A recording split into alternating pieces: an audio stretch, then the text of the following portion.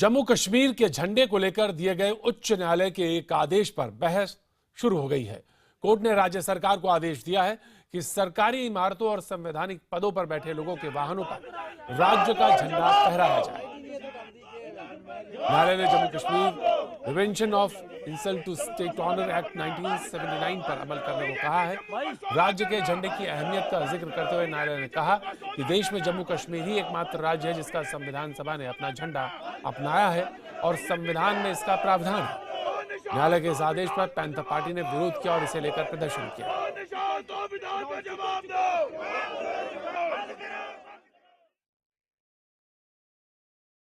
हम भारतीय जनता पार्टी को ये याद दिलाना चाहते हैं कि एक निशान एक विधान का उनका जो नारा था उसको दरकिनार करते हुए उन्होंने कोर्ट में जाकर ये बयान कैसे दे दिया, ये सरकार की तरफ से एफिडेविट कैसे फाइल कर दिया कि हम उन तमाम अधिकारियों के खिलाफ कार्रवाई करेंगे और उनको prevention of insult to state honours act के तहत सजा देंगे अगर वो दो झंडे नहीं लगाएंगे।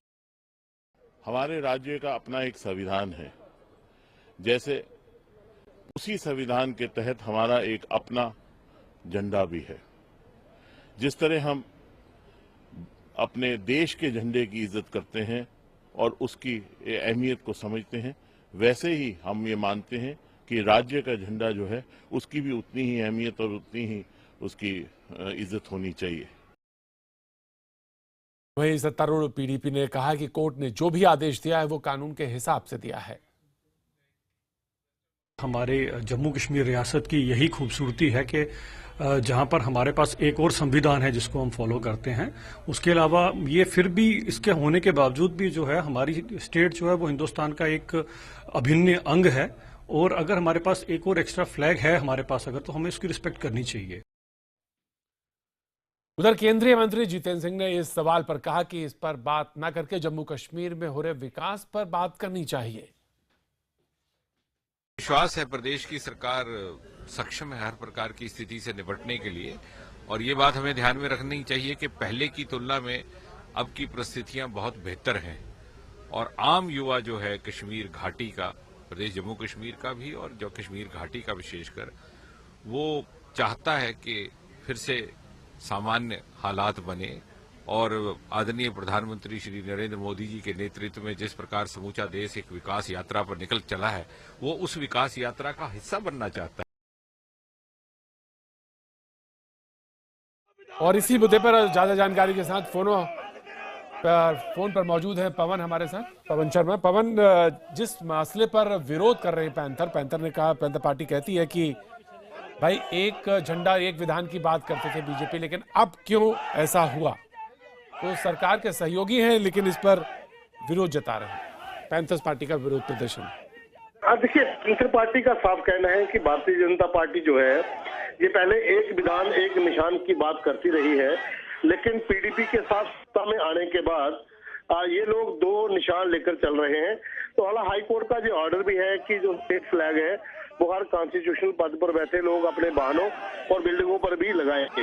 हालांकि बीजेपी ने सत्ता में आने से पहले इसका विरोध जरूर किया था, लेकिन अब जो भाजपा का कहना है कि हमें विकास को लेकर चलना है, तो साउथ पोल और नॉर्थ पोल की तरह पीडीपी और बीजेपी जम्मू कश्मीर में विकास को लेकर ही ऐसा कर रही है। इसी के विरोध में पैंथर पार्टी का प्रदर्शन है। नेशनल कॉन्फ्रेंस भी जो है भाजपा को घेर रही है, कांग्रेस भी भाजपा के खिलाफ है। सवाल इस बात की जो हाईकोर्ट ने जो फैसला दिया है उसके मुताबिक अब क्या उस पर होना है, ये एक बहुत महत्वपूर्ण पहलू है। हाँ बिल्कुल, देखिए ये हाईकोर्ट का जो फैसला है, इससे पहले जम्मू कश्मीर सरकार ने खुद एक नोटिस निकाला था मुफ्ती मोहम्मद सईद की सरकार में ही कि राष्ट्रीय जो स्टेट फ्लैग है उसको राष्ट्रीय फ्लैग के साथ साथ महत्वता दी जाए।